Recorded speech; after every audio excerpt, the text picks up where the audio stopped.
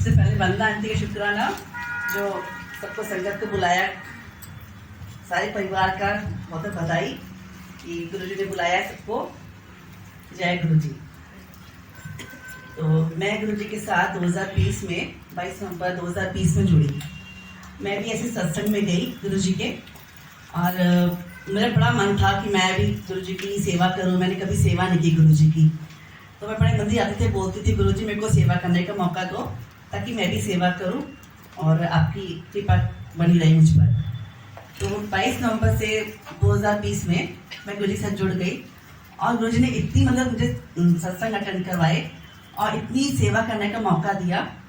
और जब भी कोई सत्संग होता है तो मैं चली जाती हूँ बिना हिचक के कि मुझे गुरुजी के पास जाना और सेवा करनी है, सब कुछ भूल करके। जबकि मेरे घर में कोई भी नहीं मानता और मुझे रोकते भी हैं कि क्यों जा रहे हो, कौन से गुरुजी हैं। घर में आंटी अंकल सास ससुर और बच्चे कोई भी नहीं मानते, फिर मैं आ जाती हूँ कि मुझे गुरुजी की सेवा करनी है, चाहे कहीं पर भी हो। गुरुजी में इतनी लगन लगी है मुझे, गुरुजी अपनी तरफ मुझे खींचते हैं कि हाँ सेवा करने के लिए आना है। मैं सब कुछ भूल जाती हूँ। और अभी 3-4 दिन से लगातार सत्संग हो रहा था, तो आज भी सासू माँ कहती भी कहाँ जाना है, तो मैंने कहा अभी मुझे सत्संग आना है गुरुजी के। फिर अभी तो गए थे, तो मैंने कहा नहीं मुझे आज भी जाना है, तो कहती वहीं रह लेना, फिर कल आना फिर। और मैंने कहा ठीक है, मैं वहीं पे रहूंगी, मैं 2 दिन आऊंगी। मैंने कहा बैग लेके जा रही हूँ और मैं जा रही हूँ और मैं वहीं पे रहूंगी और 3-4 अटेंड करके आऊँ सत्संग। अब कुछ मत बोलना, मैं निकली अटेंड करके आऊंगी। जय गुरु, जय गुरु। सुबह अम्मी जी भी है। मैं पहली बार मिली थी, लोकेशन कल यहाँ से आए, मैं यहाँ खड़ी थी, मेरे पास आके यूं करते कुछ नहीं, मंदिर सजा रही, यूं कर रहे तुझे सेवा करोगे। जय गुरु जी। उस दिन से आज तक गुरु अंकल जी ने जो बोला है उसी सेवा में लगे हुए। गुरु जी सेवा में लगाई रखना। और अमृत वेले के लिए बहुत बहुत शुक्राना गुरु जी। मैं पहली बार अमृत वेले में बैठी हूँ। जय गुरु जी। जय गुरु जी। अंकल जी तुसी आज मैं भी जब महारानी ने के मारा जय गुरु जी। शुक्राना गुरु जी। वंदना ਦੇ ਅੰਕਲ ਦੇ ਘਰ ਬਹੁਤ ਵਧੀਆ ਸਤਸੰਗ में अमृत वेले ਦਾ शुक्राना। जय गुरु। जय जय गुरु जी। जय गुरु जी, शुक्राना गुरु जी। हमें भी सेवा का मौका दीजिएगा।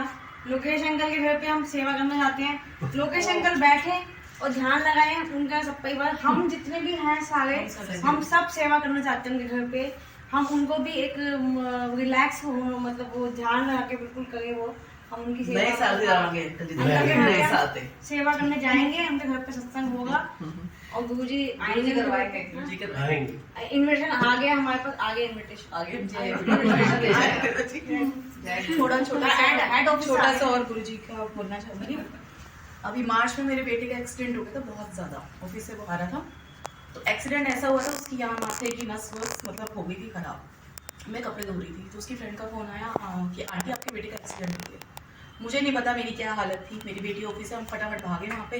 जब मैंने बेटे को देखा, मेरा बेटा सही से बात कर रहा था, सब कुछ सही था। मैंने कहा शुक्र है गुरुजी इसको कुछ भी नहीं हुआ। इतना मतलब बिना हेलमेट के इसका जो एक्सीडेंट हुआ है ना, बट उसकी बॉडी में इतना सा भी क्रैश नहीं आया, कुछ भी नहीं हुआ उसकी बॉडी में।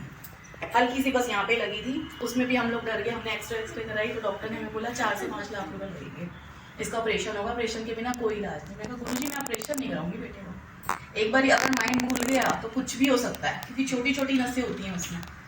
मैं कहा गुरुजी कुछ ऐसा चमत्कार करो आप कि ठीक हो जाए मेरा बेटा, कुछ नहीं होगा। इसको हमने माता चंदन देवी हॉस्पिटल में हम लोग लेके गए, तो उन्होंने कहा भी 4-5 लाख रुपया आप जमा करा दो। तो उस जो डॉक्टर था ना, उससे हमारी थोड़ी बहस भी हो गई थी डॉक्टर से। तो पता नहीं डॉक्टर का माइंड कैसे चेंज हुआ, उसने कहा आपका मैं उसमें कर दूँ, वो केजरीवाल ने जो स्कीम निकाली हुई उसमें कर दूँ, आपका 1 पैसा नहीं लगेगा। मैं कहा जय गुरु जी। 1 रुपया नहीं लगा, मेरे बेटे का ट्रीटमेंट भी हो गया, मेरा बेटा घर भी आ गया और ठीक है। जय गुरु। उसके बाद मैं बड़े मंदिर गई गुरुजी का शुक्राना करने के लिए। मैंने कहा गुरुजी मेरा बेटा ठीक है।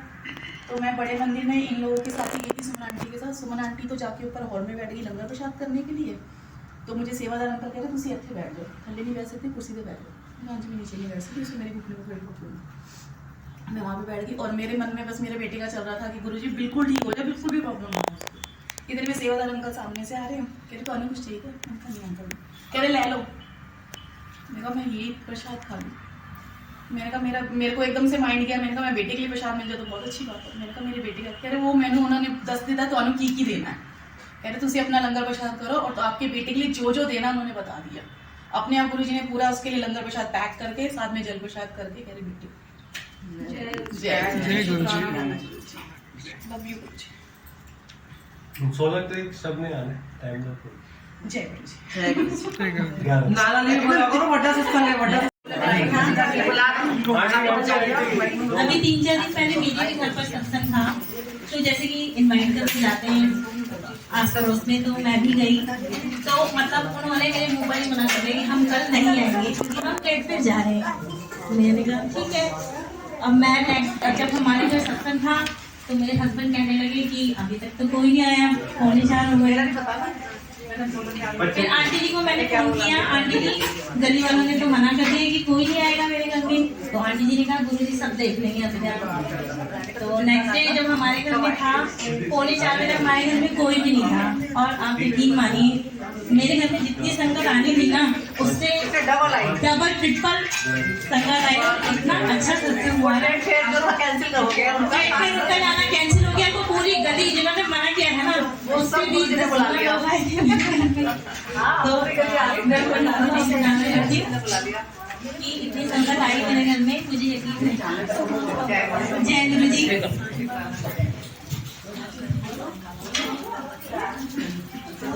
आ जाओ, किसी भी आ जाओ।